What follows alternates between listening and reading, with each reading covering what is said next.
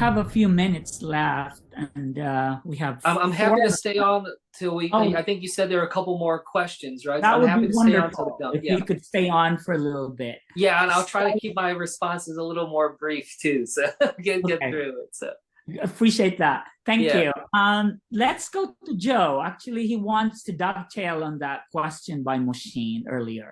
yeah, Yeah, so my colleague Mushinza here had a great question in the chat about Gaza and the swath of uncommitted voters who previously would otherwise have considered themselves Democrats. You've mentioned on this call about the need to support Ukraine and to not allow a leader like Putin to redraw border lines. You talked about in 2013 when you were working in the Sinjar Mountains, fighting against ISIS, who are threatening tens of thousands of people. You were coordinating airstrikes and humanitarian relief. You said that there was an imminent genocide and that the United States was in a position to help these tens of thousands of people. Do you bring that same energy to the people of Gaza, who are also facing a genocide, ethnic displacement, and ethnic cleansing? And do you feel like you're positioned and equipped to push back against members, even in your own party, to get support and to cut off the ability of these kind of nation states to inflict such damage and death and destruction on a population that is vulnerable, like the Gazans?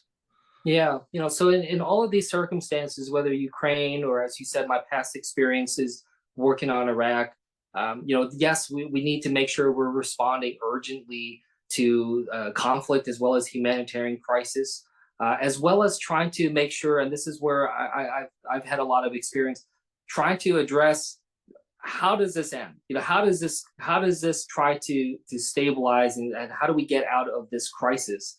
And that's something that I'm trying to bring to this work right now. So, for instance, I've been very active and aggressive in terms of pushing for the kind of humanitarian assistance and access to address the likely famine in northern Gaza, something that I don't think we can be able to address to the level that we need to as long as this conflict continues, and we're seeing actually increased fighting taking place again in northern Gaza.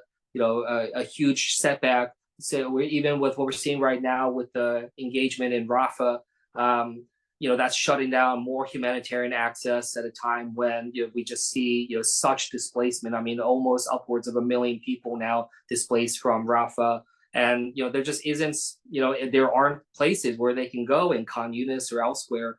So yes, we've been trying to push on this urgently, to be able to do so in a way though that shows, like, again, what is it that we're trying to see be the outcome here? We're trying to find a place here where we can try to give some meaning back to the phrase two-state solution, which unfortunately rings very hollow with many people right now because it seems so far and distant.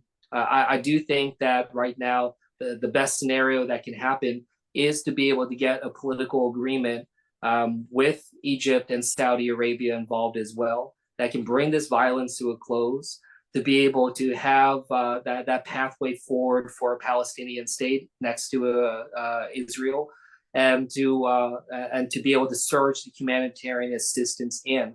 I say that as someone who's worked in diplomacy before. I know these can be challenging negotiations, but that's where the pressure needs to be put.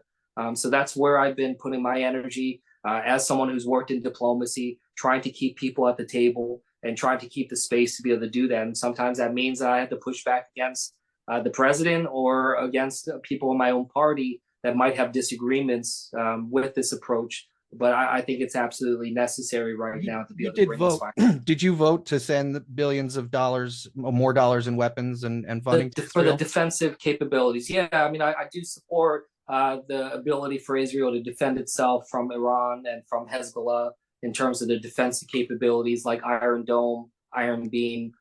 So that is something that I still support, and I think that there's a way that we can support Israel's defensive capabilities. They do have legitimate threats from Iran and Hezbollah, even from Hamas that has obviously engaged them on October 7th and other times, while still trying to make sure that we're fighting for an end to the Gaza conflict, as well as the humanitarian assistance. So, I do think that there are ways that we can recognize that there are security concerns across the board and hopefully try to address them in totality. you.